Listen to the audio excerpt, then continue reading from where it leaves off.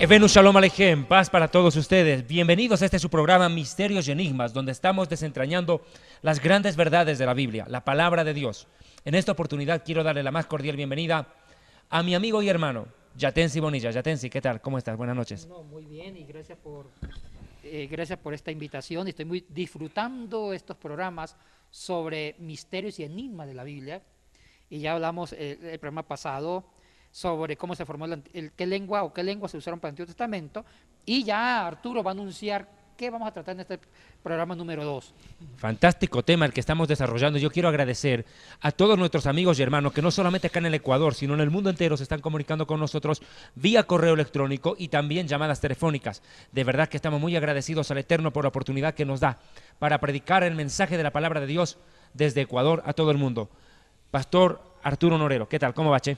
Excelente en este año, gracias al Señor, todo espectacular esta semana. Espero que también ustedes hayan tenido una semana como solamente Dios la sabe hacer, bendecidas también a ustedes, mis amados hermanos, las más ricas bendiciones en conocimiento y en sabiduría para el Señor nuestro Dios. Y yo creo que ya Pris está lista para el inicio de este programa, David.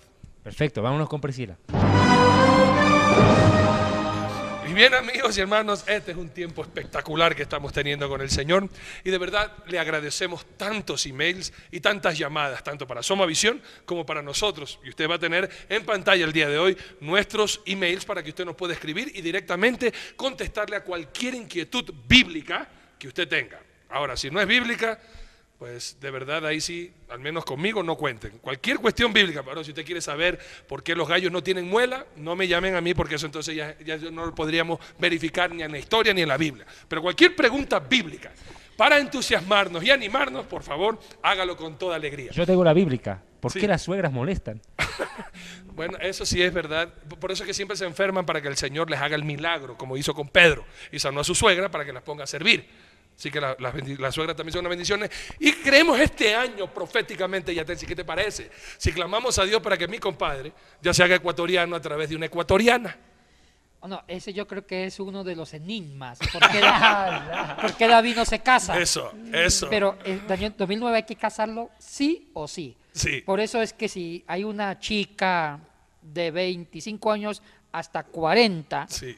que quiera, o una de más adelante, No. que quiera redimir a David, hable con mi persona, con Arturo, que nosotros, Pero Vamos perfecto, pero que te mande la carpeta vos, querido. que nos mandan las cabezas a nosotros para nosotros buscarle. Dale, Sí. con gusto, pero vos tenés que ayunar 40 días si estás interesada en mí, y tu mamá 80. Pues nosotros te ayudamos, queremos una huérfana. Ay, Una ya. huérfana que no tenga mamá. Y una cieguita. No, seas loco. Bien, hermanos, qué lindo, y muchas gracias por estar en sintonía. Y ahora vamos a continuar algo hermoso que hablábamos la semana pasada. Habíamos dicho que el Antiguo Testamento fue escrito en un paleo hebreo, es decir, un hebreo antiguo, y después con Esdras había sido cambiado a un hebreo ¿qué fue? ¿Cómo fue esa palabra? Aramaizado. Aramaizado, perfecto. Para después llegar a un griego con el que fue escrito el Nuevo Testamento. Yatensi, aquí vale la pena, para entrar ya en tema, para seguir hablando del conocimiento de las lenguas bíblicas, la palabra de Dios nos dice algo fascinante.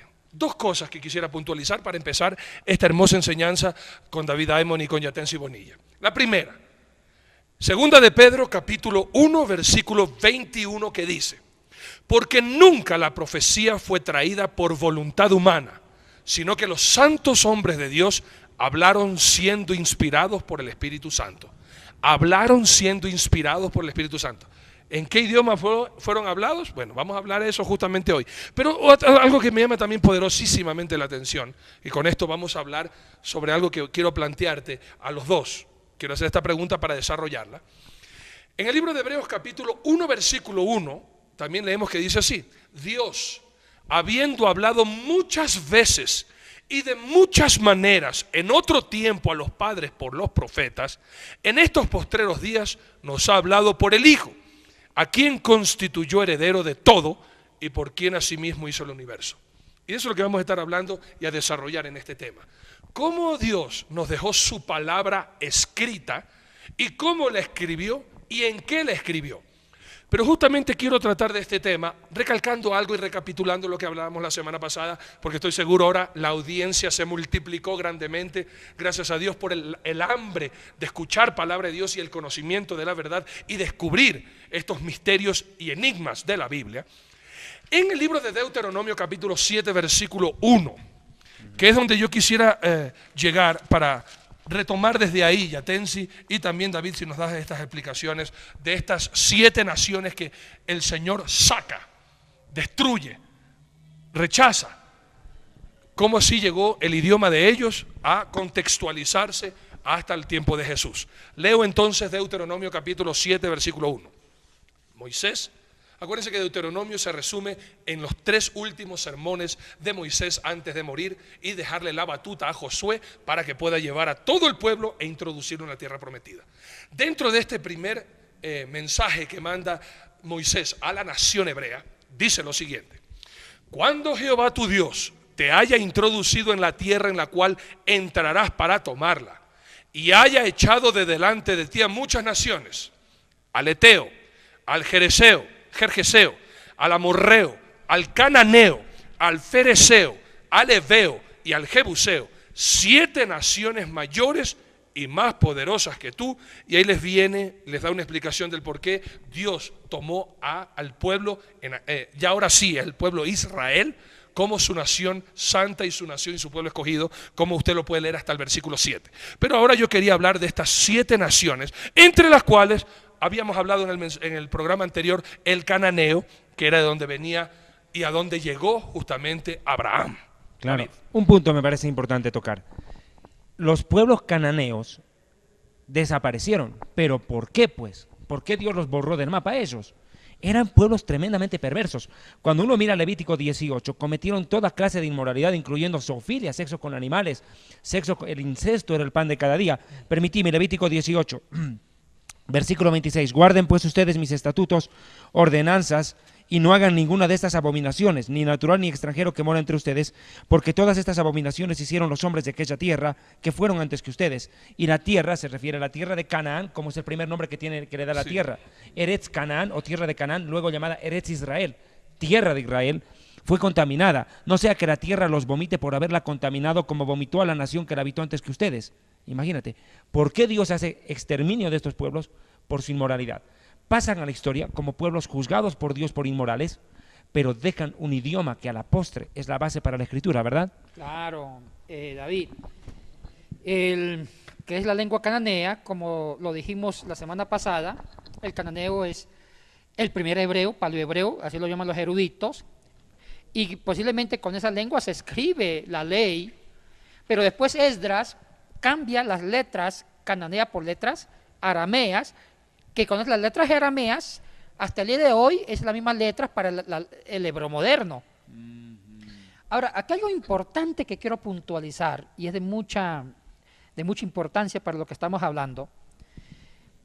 Cuando viene el pueblo judío, o israelita, o hebreo, como se le quiera llamar, y toma la tierra de Canaán como la tierra prometida, había una tribu dentro de ese gran territorio que se llama la tribu o el pueblo fenicios. El pueblo fenicio era el pueblo más erudito, más culto, más literato, eran comerciantes. Y escuchen lo que voy a decir. Los fenicios llevan el alfabeto cananeo a Grecia.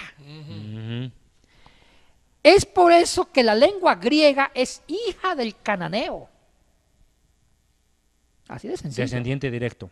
¿Sabe cómo conocieron los griegos la escritura hebrea? Le llamaron escritura fenicia. Pensaban que los fenicios la habían inventado. Exactamente. O sea, no perdamos, el griego es hijo del cananeo. Por eso hay tanto parecido. Partamos de un pequeño detalle. Miremos Aleph el alfabeto. es alfa, beta Muy bien, es bet, David. gamma es gimel, dalet es delta. Así, usted lo ha dicho. El alfabeto griego tiene 24 letras, el alfabeto cananeo 22. Pero mire qué hacen los griegos. Los griegos toman el alfabeto cananeo, que son 22 letras, la pulen las figuras y fundan el alfabeto griego. Empecemos tomando unos ejemplos. La primera letra del cananeo es Aleph. Los griegos toman la Ale, que era la cabeza de un toro, pulen, paran y fundan el alfa mayúscula. No había minúsculas todavía en el griego tampoco. La segunda letra es bet. Los griegos la llaman beta. La tercera letra del alfabeto cananeo es gimel. Los griegos la llaman la gama. Van puliendo. La otra letra, la dalet, es la letra cananea. Los griegos la llaman la delta. Y así sucesivamente. Ahora, los trazos, la forma, los jeroglíficos, el dibujo de la letra griega es directamente del cananeo, ya no del arameo. O sea, que los cananeos fueron tan gigantes que no solamente inspiraron a los hebreos para que tomaran o hicieran la lengua hebrea, sino que también inspiraron a los griegos que funden la lengua griega en base al seno del cananeo. Increíble que el cananeo inspiró el hebreo de los judíos y también inspiraron la lengua griega de los griegos. De los cananeos. Sale cananeos. todas estas dos. Sale todo Una eso. preguntita que viene ahorita a mi mente. Dos preguntas más bien. Ya para este entonces que tú estás hablando del griego este que va a llegar, ¿dónde se escribían ahora las escrituras? ¿Dónde se hacían? ¿Seguían en piedra o ya salió la hoja de papel que tenemos nosotros? Y la otra cuestión, a través de tantas traducciones, Yatensi, mucho de lo que la gente dice, yo no leo la Biblia porque está llena de contradicciones. Lo escribieron hombres, te dice. Y lo escribieron los hombres, y como yo no sé que en tantas traducciones todavía permanece y todavía queda, la palabra voy a utilizar la que tú siempre usas, la exquisitez de los textos originales. Esa segunda pregunta la voy a dejar más adelante porque es muy vital. Y quedo con la primera pregunta que usted dice, ¿qué material se usaba? Muy bien.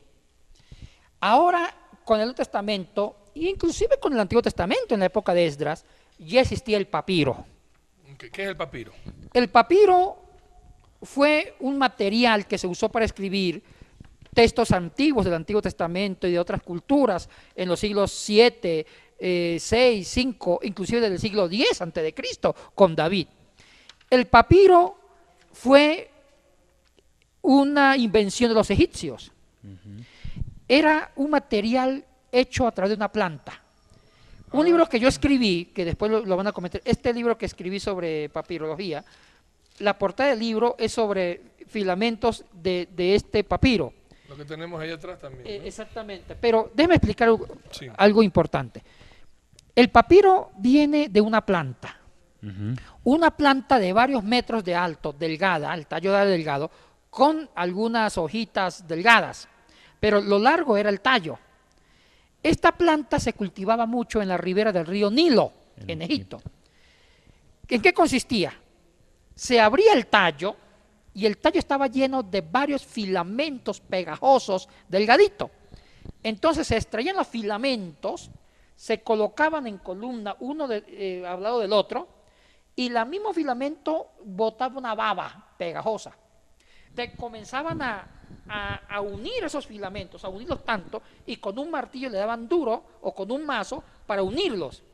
Después le colocaba otra fila de filamentos travesados en forma de cruz, y con el mazo le daba duro para comprimirlo, y con unas comprensas empezaban a juntar los filamentos verticales con horizontales.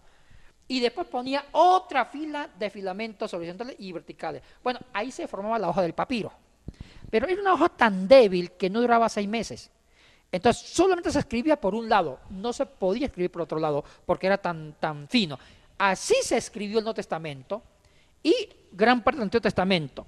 Pero aquí viene otra cosa importante. Egipto era el productor mundial de papiros, exportaba estas hojitas a todo el mundo. Y ellos formaron la biblioteca más grande de la historia, con 1 millón de ejemplares con hoja de papiro. Pero había una ciudad llamada Pérgamo. En Italia. Pérgamo, donde está justo en Apocalipsis. El Y el rey de Pérgamo, Átalo, quería formar otra biblioteca como la formaron los alejandrinos. Entonces Egipto le prohibió la exportación de papiro a Pérgamo. Entonces el rey Átalo, que no era nada tontito, inventó una nueva forma de papel. ¿Y sabe qué fue? El pergamino. Pergamino viene de Pérgamo. ¿En qué consistió este material? Consistió en cuero de ternero.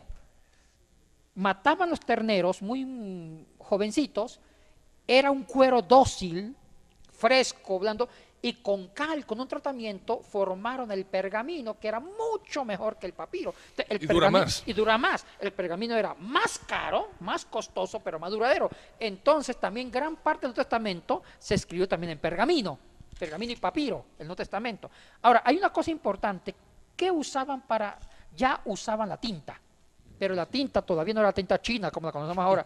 La tinta que se usó para escribir el Antiguo Testamento en papiro y el Nuevo Testamento en papiro y pergamino era del hollín de los hornos.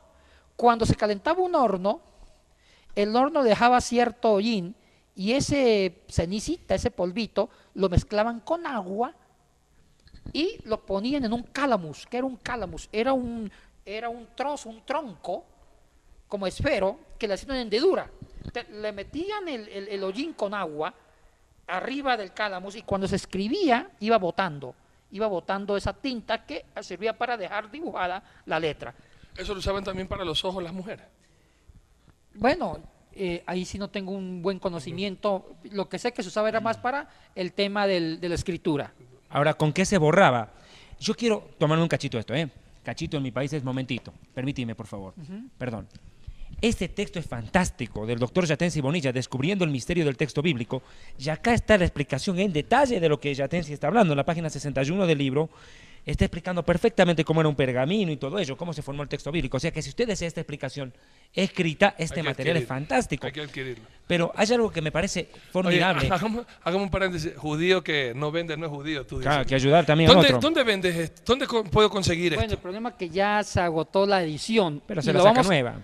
Con Motivación y Desarrollo y Semisud vamos a sacar una segunda edición mucho más revisado, que ya estamos informando mucho más Ya le estaremos corregido avisando, y más bonito Corregido Bien. y aumentado. y aumentado. Permitime algo aquí, a esto. Me parece profundizar. Tomo el texto de Yatensi que se utilizaba para borrar rasorum novacula. Ese era para borrar, porque ¿qué tal si había un error en la transcripción? ¿Con qué se borraba? O sea, no es que era una tinta indeleble que no se podía borrar. Hay algo que me permitís, por favor, mencionar. Yatensi toca una puntualización importante. Antes del pergamino quiero volver al papiro. Las traducciones, eso lo vamos a ver en los siguientes programas, varían, ¿no es cierto? Voy a tomar una versión judía, una versión hebrea de la Torá. Y quiero ver, por favor, un versículo que me parece interesante. Permíteme, aquí está. El verso 3 de Éxodo 2, versión judía. Es un poco diferente a la Reina Valera. Cuando Moisés es lanzado en una canasta sobre el río Nilo para protegerlo de la muerte, dice que no pudiendo ocultarlo por más tiempo a Moisés, tomó una cesta de caña de papiro y la calafateó con alquitrán y brea y colocó en ella al niño, a Moisés, y lo puso entre las cañas a la orilla del río. Vea, o sea, ahí el versículo bíblico hebreo demuestra que el papiro era de origen egipcio. Claro, Fantástico el versículo. Claro, la Reina Valera no lo menciona así. Se llama arquilla de juncos nomás, dice. Pero, Arquilla de juncos, pero acá se refiere a papiro en el texto original. Perdón. Sí, esos son los materiales que se usaron para parte del Antiguo Testamento y también Nuevo Testamento, que fue el Nuevo Testamento, el pergamino, que fue mucho más aventajado, duraba más fino, más caro, y el papiro y pergamino. ¿Qué era el palimpesto? Esto ¿Qué es fue una... lo que preguntaste? No entendí yo. Porque le mandaste a toda la gente, los perdiste. ¿Cuál fue? ¿Cuál fue la pregunta? ¿Qué es el qué? El palincesto. El palincesto. El ya. palincesto viene de dos palabras griegas que significa palin de nuevo, es esto colocar. O sea, el palincesto es una escritura que, pongamos, yo tenía una escritura, un pergamino, borraba ese escrito, el pergamino, para escribir otro texto. Era una escritura que reemplazaba una escritura ya antes. Ya. Ese es el palincesto. Ahora, permíteme precisar algo importante. La lengua que se usó para escribir el Nuevo Testamento se llama el griego. El griego, como dije antes, es hijo del cananeo, porque viene del cananeo. Fue formado con el alfabeto cananeo, el mismo alfabeto que se usó para formar el paleohebreo y formar la lengua hebrea. Ahora, siempre nos han dicho, y aquí voy a discrepar con mucho respeto, con muchos eruditos, que el Nuevo Testamento fue escrito en griego koiné. cuidado, no existía un solo griego, existían varios griegos. ¿Por qué? Porque antiguamente, como la lengua hebrea y la lengua griega, o las lenguas antiguas, no existían instituciones como las hay hoy o ahora. La Real Academia de la Lengua.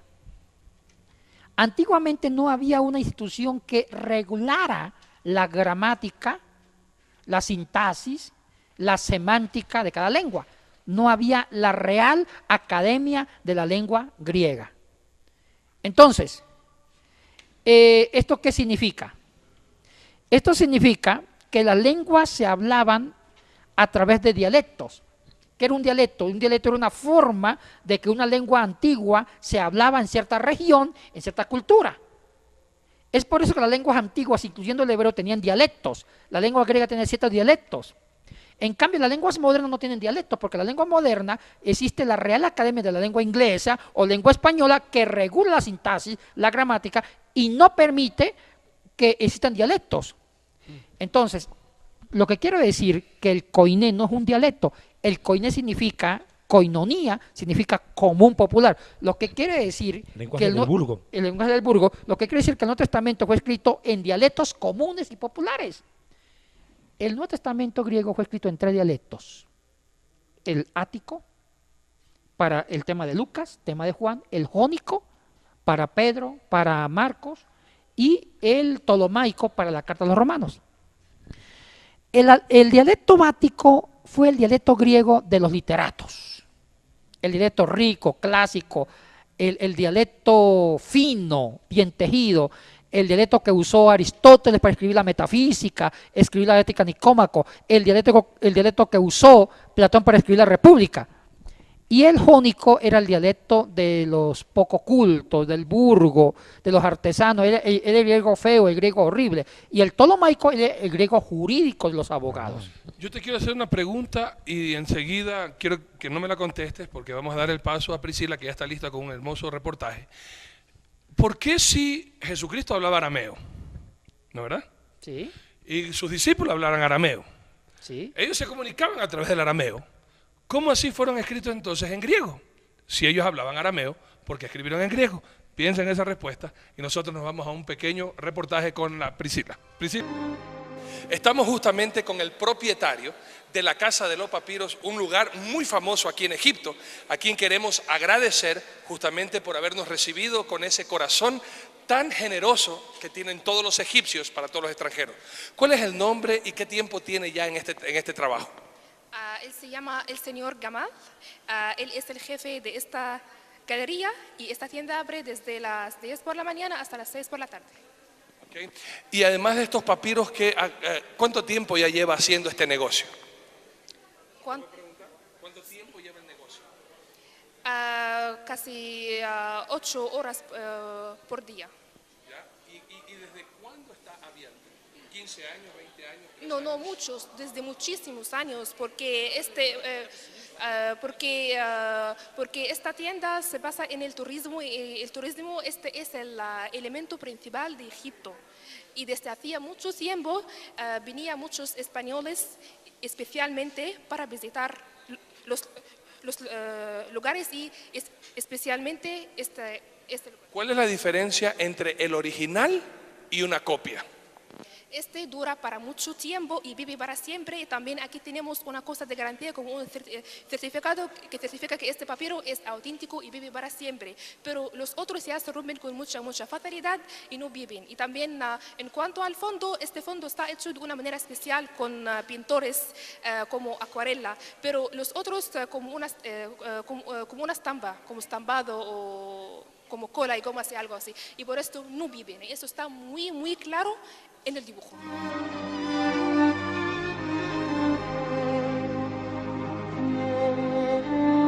Ahora aquí dentro de Egipto tenemos algo increíble. Acuérdense que en la antigüedad no existía el papel como nosotros tenemos ahora en la actualidad. Y muchas de las cosas que se escribían, mismo la palabra de Dios, se escribía en papiros o en pergaminos. ¿De dónde sale el papiro, los pergaminos? Ustedes ven estos muy conocidos en todo el mundo. Si ve esta corteza de una hoja, de una rama, y es justamente aquí. el papiro. Se toma de la raíz y se lo corta y se lo deja de esta manera. Luego se comienza a pelar la corteza de esta planta de esta manera. Y comienza hasta dejarlo totalmente fuera, como estamos viendo. Les voy a enseñar algo muy hermoso de cómo se hace el papiro. Esto está, justamente esta corteza, queda con mucha humedad. La manera de quitarle la humedad, tenemos que utilizar estos rudimentos y se le da, nosotros los ecuatorianos somos muy prácticos en esto, especialmente lo de la costa, por el cangrejo, ¿verdad? Entonces se le da unos golpecitos así y de esta manera usted ve que sale el agua, ¿verdad? El agua. Entonces lo que hacemos a continuación para volver a hacerlo, se le vira y con el rodillo, muchas mujeres saben que esto es para la masa, también para la cabeza de los maridos cuando no llegan a la casa temprano, ¿verdad? Pero esa es otra cosa. Entonces lo que se hace ahora para extraer, así se hace despacito.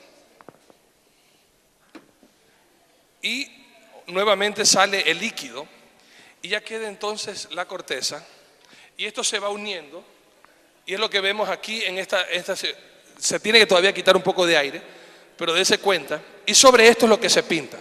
Quiero que entiendan una gran verdad. Como en todo hay lo original y hay lo falseta, lo increíble de hacerlo en un papiro original es que perdura el color, la textura por mucho tiempo.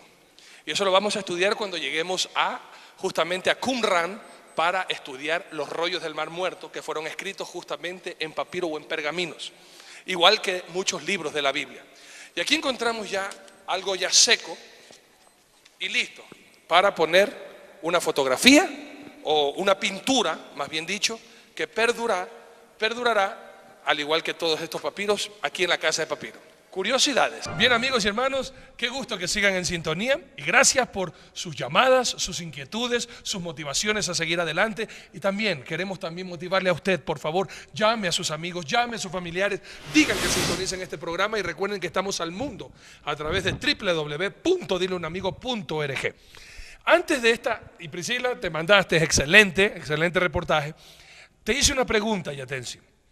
Si Jesucristo hablaba arameo, si sus discípulos hablaban arameo, ¿cómo así entonces fue escrito en griego? Y hay dos versículos bíblicos que me llaman poderosamente la atención y de pronto tú me puedes enseñar, porque yo he escuchado a mucha gente, especialmente hay una secta que son de los judíos falsamente llamados judíos mesiánicos. No son judíos. Falsamente llamados, por eso digo, falsamente, que hablan en el hebreo, que Jesucristo habla en hebreo y todo lo demás. Pero hay algo que me llama a mí poderosamente la atención y quisiera retarte a esta pregunta. Juan capítulo 7, versículo 33 al 35 para entender el 35, que es donde quiero hacer énfasis. 33 al 35, Juan 7. Entonces Jesús dijo, todavía un poco de tiempo estaré con vosotros e iré al que me envió. Me buscaréis y no me hallaréis, y a donde yo estaré vosotros no podéis venir. Entonces los judíos dijeron entre sí, ¿a dónde será este? ¿A dónde se irá este que no le hallemos? ¿Se irá a los dispersos entre los griegos y enseñará a los griegos? Y también en Juan 12:20, la palabra de Dios me dice esto, que esto aquí de verdad me rajó el cerebro. 12:20, dice así, había ciertos griegos entre los que habían subido a adorar en la fiesta. Estos pues se acercaron a Felipe, que era de Betsaida de Galilea, y le rogaron diciendo, Señor, quisiéramos ver a Jesús. Y de ahí Jesús habla con ellos. La pregunta es, ¿o Jesucristo hablaba otros idiomas a más de lo que él hablaba? ¿O los griegos que fueron a hablar con Jesucristo hablaban el idioma de Jesús? ¿En qué idioma predicaba Jesucristo? ¿Y por qué? Si no... Yo, como le digo a mis alumnos cuando estoy dando clase, digo, muy buena pregunta, mijito. Viva Colombia. Ahora, hagamos un recorrido histórico siglo IV a.C., desde el exilio. ¿Cuándo se perdió el uso del hebreo, que es hijo del cananeo? Muy buena pregunta. Cuando Babilonia conquista el reino del sur porque ya el reino del norte ya había sido conquistado antes. Te paro un ratito. Estás yendo muy rápido. Reino del norte, reino del sur, ¿de qué estás hablando? Gente que, yo sé que tienes que retroceder hasta David, Salomón, Jeroboam y justamente con Josías, pero necesitamos ubicarnos en el contexto porque la gente ahorita lo perdiste. Lo que pasa es que cuando David gobernó las 12 tribus, Ya. las tribus del norte y las tribus del sur. Entonces Israel se dividió, 2 tribus del sur y 10 del norte. Ahora, En la época de Salomón. en la época de Cuando Salomón. Cuando muere Se Shlomo, muere Salomón. Entonces, Roboam, hijo de él, cuando él- muere David, sucede el trono Salomón y Salomón sigue gobernando las 12 tribus, pero el hijo de Salomón, Roboam, Roboam, hizo caso a los consejos de los jóvenes y empezó a cargarle el impuesto a los del tribu del norte. Entonces se divide. con Jeroboam. Roboam sigue el norte y la descendencia de David, Salomón, Roboam sigue la tribu del sur, que estaba Judá. Una de ellas era Judá. Y hay 2 pueblos, siguen 2 historias diferentes. La historia de Israel del norte, la historia de Israel del sur. Disculpe que diga esto así. Bien dicho. Entonces, el norte no tenía una sucesión por sangre. El que era rey del norte era por cuestiones políticas. En cambio, las tribus del sur, una de ellas Judá, sigue la sucesión de la descendencia de David. Perfecto. Eso le dio más estabilidad política al reino del sur. El reino del norte cayó rápido. A En el año- manos de Asiria. Exactamente, a Asiria manos lo de Asiria, en el año 721 o 726, Samaria, que era el centro, es destronado en el 726. Pero el sur aguantó hasta el 586. Recién en el 586 antes de Cristo son tomados por los babilónicos. Así Y aquí viene, me conecto de una vez. Babilonia que conquista a Jerusalén y a las tribus del sur, Babilonia sabía hablar arameo. Era la lengua de los babilónicos, el arameo. El rey Nabucodonosor. Expliquemos y la destrucción del segundo templo del primer templo de Jerusalén. Exactamente. Ellos toman a Jerusalén, se llevan deportados a Babilonia e imponen el arameo hasta el 586 en los que quedaron en Cautividad. cautivos en su propia tierra. Es que no quiero decir en la tierra de Palestina para Hablemos de la tierra de Israel. de Israel, de la tierra de Israel para no provocar. Eretz Israel. Porque ahorita va a invitar un caldito de costilla y quiero que invite y no quiero que me prive el caldito. Entonces, le imponen el arameo y empiezan a hablar arameo a partir del siglo V antes de Cristo. Y el hebreo desaparece poco a poco. Y el arameo se impone hasta la época de Jesucristo. O sea que lo que hablaban era el arameo. Y el hebreo se fue desusando, no se usaba, fue desapareciendo. Y cuando aparece Jesucristo, le tocó aprender arameo. El arameo se convirtió en la lengua nativa, la lengua madre de los judíos de Israel. Entonces llega otro imperio, 333, Grecia. Como siempre, conquistan, imponen el griego. Pero fue tan difícil desarraigar el arameo. El arameo siempre fue la primera lengua y ahora hablaban una segunda lengua que era la lengua internacional, el griego. En conclusión, Jesucristo hablaba su lengua materna, era el arameo galilaico, y te había una segunda lengua, el griego, de corte más jónico. Ahora, aquí una pregunta que usted la hemos discutido con David. La Biblia del Antiguo Testamento, ¿en qué estaba escrito? En hebreo. Ahora, como ya no se leía en hebreo, ¿ahora qué hacen los judíos? Claro. Los rabinos, los escribas, los doctores de los siglos 4, 3, 2, 1 antes de Cristo y siglo 1 y 2 después de Cristo, les toca traducir. Los jajamim, los jajamim en hebreo sabio, traducen los abuelos padres al Targum arameo. Exactamente. Los Targumim. Nacen un nuevo texto del Antiguo Testamento, que es la traducción del hebreo, que ya no se usaba ni se entendía, al arameo. Esa traducción del hebreo al arameo se llamó los Targumim, que es plural, o Targum, que es singular. Y es por eso que la versión del Antiguo Testamento, los tiempos de Cristo, estaba en arameo, que eran los Targumim. El texto hebreo ya había desaparecido. Y también traducen al griego, que ya comentamos en el programa anterior. En el año 250 traducen del hebreo al griego, que se llama la traducción de los 70. Yo tengo una pregunta. Al hablar, es cierto de que uno no estaba en aquella época, tendríamos que viajar al tiempo, Pero ¿cuánta diferencia había en la pronunciación entre el hebreo y el arameo? Yo me imagino que era como el portugués y el español, que no eran tan discordantes, tan Exactamente. diferentes. Lo Eso pueden quiero que entender. Usted explícame. hizo una comparación que es muy legítima. El hebreo y el arameo eran lenguas muy afines. El que sabía hebreo podía entender el arameo y el que sabía el arameo entendía el hebreo. Qué bueno. Porque el hebreo y el arameo se usaban las mismas letras. Porque el hebreo aramizado, el hebreo usaba letras del arameo y el arameo ya era propiamente el arameo. Es como el portugués y el español. El que sabe español puede entender una persona que habla en portugués. Y el que sabe portugués entiende el que habla en castellano. Pero aquí todavía es mucho más similar. Por lo menos un ejemplo, para decir camello, en arameo se decía gamal, en hebreo gimel, puerta, dalet, en hebreo delet, en el arameo. O sea, eran cambios muy minúsculos. Era casi lenguas muy hermanas. En cambio, el griego es otra historia. Ahora, el griego del Nuevo Testamento,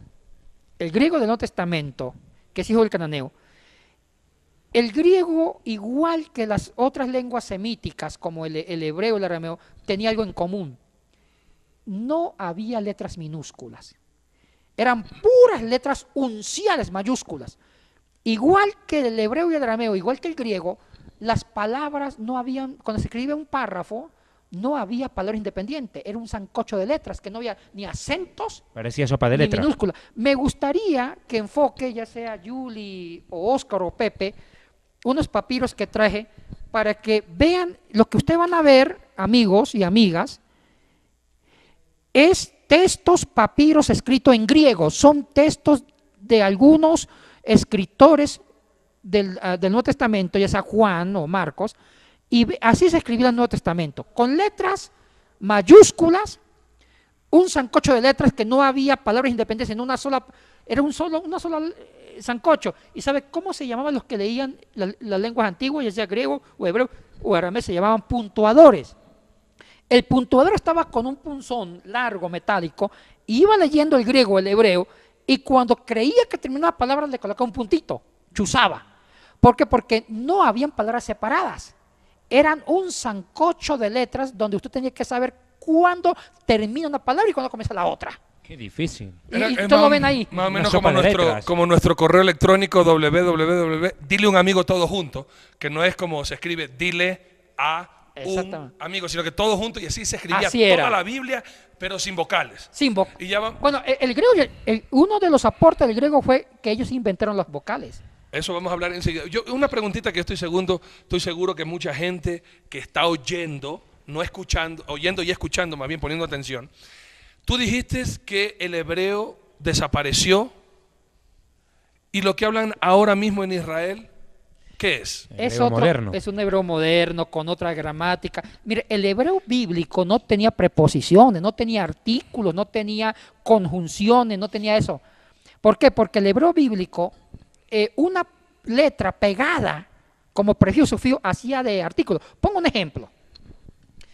Hablemos por lo menos de la palabra bajur, que es muchacho. Usted quiere decir el muchacho, la muchacha, le colocaba como prefijo la letra ei. Para que Con suene una, Jabajur. sí, entonces se lee Jabajur es el muchacho. O si quiere decir la muchacha, Jabajurat, pero sigue siendo el mismo ja. Pero esa letra ahí está pegada, no es palabra independiente. O si quiere decir los muchachos, Jabajurín. El ja se mantiene como firme. En cambio, ya en el griego, como en el español actual, si usted quiere decir el muchacho, dice él. Si quiere decir la muchacha, la. O los. Pero el ja, Jabajur, el muchacho, Jabajurá, la muchacha, Jabajurín, los muchachos, se mantiene el ja. Entonces, para decirle, en cambio en el hebreo moderno ya hay palabras independientes, ya hay artículos, ya hay preposiciones. Entonces, esa es la diferencia. Ahora hay un punto, permíteme. El hebreo en sí, el vulgo lo dejó de hablar. El vulgo deja de hablar hebreo. Pero se entiende que los Kohanim, o sea, los sacerdotes y nosotros, los levitas, en los círculos más altos de erudición, conservaron el hebreo de una u otra manera. O sea, no es que se olvidaron por completo. Difícilmente uno se va a olvidar del idioma madre. Claro. Por completo no se va a olvidar. Y más aún sabiendo que el arameo era un idioma similar que no permitía el olvido total y absoluto de un idioma que lo habían hablado durante muchos años. Es importante, simplemente quería acotar eso. Y es la época de la deportación a Babilonia, donde Jeremías surge, ¿no es cierto?, en el tiempo previo a la deportación a Babilonia. Y yo tengo una pregunta. ¿Jeremías fue escrito en arameo o en hebreo, Yatensi? Bueno, muy buena pregunta. Y Baruch, que es el que escribe Baruch, el libro. el Sí. Soferim, el escriba. Ese de ahí, ¿en qué lo escribió? Jeremías sí está en hebreo. Daniel Eso también es él. está gran parte en arameo. Es que ya nace ahí. Ya nace Y ahí. él no nace en Israel, nace en Babilonia. Babilonia. Por eso es que el Antiguo Testamento, algunas porciones están en arameo. Los libros del Antiguo Testamento que están en arameo son los libros más tardíos. Que es, Claro, que es los durante, posteriores. que es durante el exilio, un poquito después del exilio. Y esos libros están en arameo. Y Jeremías, perdón, el libro de Daniel es un problema para los eruditos. Hay parte en arameo, hay parte en hebreo. O Es sea, el intermedio.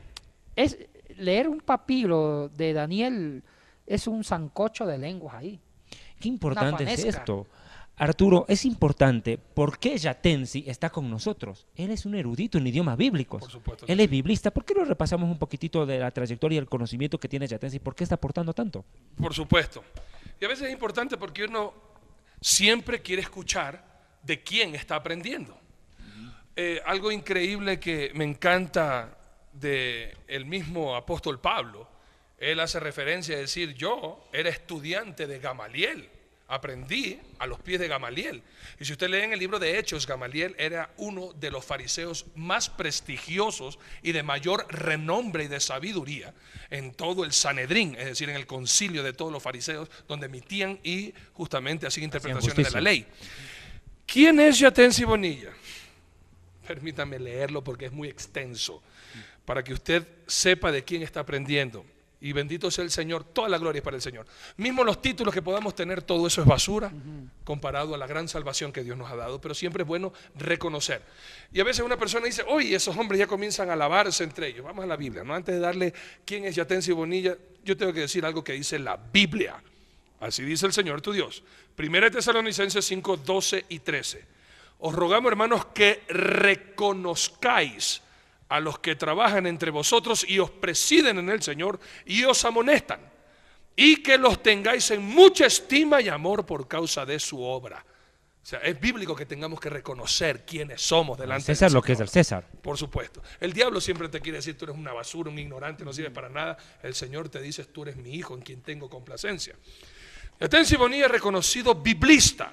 Ha realizado sus estudios en diversas instituciones teológicas, como el Seminario Mayor de San José en Bogotá, Universidad Javeriana de Colombia y Pontificia Universidad Católica del Ecuador, obteniendo grados de licenciatura en Filosofía, maestría en Biblia, egresado del doctorado en Ciencias Bíblicas, especializándose en idiomas bíblicos, hebreo, arameo, griego y latín, licenciado en Ciencias Religiosas por la Universidad Autónoma de Quito y doctor en Teología por la Visión International University, catedrático del Seminario Sudamericano y otros seminarios teológicos dentro y fuera del país, sin mencionar estudios bíblicos con rabinos y también jesuitas en Roma. Aclarando que él fue sacerdote católico. Así es. Ya con eso, y judío, es decir, jesuitas, que son los más estudiosos, historiadores profundos en investigaciones bíblicas. Ese es nada más y nada menos que este amigo que saliendo de aquí nos va a invitar a un sancocho, David. Buen almuerzo. Entonces, volviendo nuevamente a estos textos.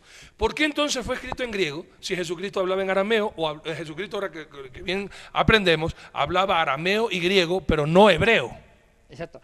Aquí hay algo muy, muy importante y muy bonito. Este es un trabajo de los eruditos que se rascan se arrancan las vestiduras. Jesucristo, mucho de sus logias, de sus dichos, de sus predicaciones, de sus sermones, lo dijo en arameo. Un ejemplo, el Padre Nuestro. Las bienaventuranzas. Y el Padre Nuestro también fue, Jesucristo no inventó la agua tibia, sino que tomó antiguas oraciones judías como el Cádiz. El Cádiz, son los 7 pasos del Cádiz. Que el que se lee el Cádiz sabe significa que es muy parecido al Padre Nuestro. Quiero explicar qué significa Cádiz. Es la oración más importante del judaísmo, Claro. con la midá. Es la santificación, quiere decir Cádiz. De ahí viene el ministerio nuestro, Kedushá, que es santidad. El Cádiz y el Padre Nuestro tienen los 7 pasos del Cádiz. Muy de acuerdo con Era esto. un rabino. Entonces Jesús compuso esta oración del Padre Nuestro tomando una oración judía, el Cádiz, que ya existía, pero le hace sus adaptaciones, lógico que sí. Ahora, Jesús lo dijo y oró en arameo galilaico. La bienaventuranza lo dijo en arameo galilaico. Ahora, lastimosamente, no digamos lastimosamente, sus discípulos, los que compusieron los evangelios, como Mateo, Juan, Marcos y Lucas, escriben los evangelios en griego. Ellos traducen los dichos de Jesús o algunas predicaciones de Jesús que la dijo en arameo, como la bienaventuranza y el Padre Nuestro lo dijo en arameo, lo traducen al griego. Y aquí viene la pregunta picarona de los eruditos, de los papirólogos. Dicen, cuando sus discípulos traducen ciertas predicaciones de Jesucristo del arameo al griego, ¿cambiaron algo? Y yo tengo otra pregunta antes de ir al corte, amigos televidentes. Enseguida nos vamos a un corte, pero yo tengo otra pregunta más. ¿Será que Yeshua, Jesús, escribió algo de puño y letra y existe algo registrado de su propia mano? No Vámonos se al pierda corte. la próxima escena, laberinto. La palabra de Dios en Juan 8:43, como que Jesús se enoja y dice, ¿por qué no entendéis mi lenguaje? ¿Por qué no podéis escuchar mi palabra? De pronto, ¿será que había una confrontación de palabras? Y yo quiero hacerte dos preguntas puntuales. La primera, la Biblia nos enseña que Jesús, estando en la sinagoga, se le dio un rollo, que era el libro de Isaías. ¿Ese rollo era un pergamino o era un papiro? ¿En qué idioma fue escrito ese libro de Isaías que leyó el maestro?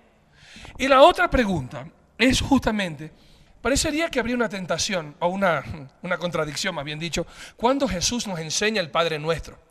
Porque la palabra de Dios en el libro de Mateo capítulo 6, del 9 en adelante, en el Padre Nuestro, nos dice, y no nos metas en tentación, cuando Santiago capítulo 1, versículos del 11 en adelante, nos enseña que Dios no tienta a nadie, ni él puede ser tentado con el mal. ¿Cómo es esa contradicción que parecería ser que es bíblica? Que por un lado decimos no nos metas en tentación y por el otro lado Dios no tienta a nadie. ¿Qué pasó? Qué bárbaro. Eso lo vamos a contestar en el próximo programa, no se lo pierda. Anda, y yo tengo la otra pregunta que me quedas debiendo. ¿Yeshua escribió algo, dejó algo escrito, un documento de puño y letra? Próximo programa. No se lo pierda. Mire, querido, este programa, Misterios y Enigmas, que usted lo está viendo a través de la televisión, acá en el Ecuador, Asomavisión y en el mundo entero, también por la cadena del Milagro Internacional y En www.dileunamigo.org. este programa está cambiando la vida de millones de personas en el mundo, pero sobre todo, lo más importante, dándole la gloria a Dios, pues para eso estamos. Amigos televidentes, nos vemos la próxima semana.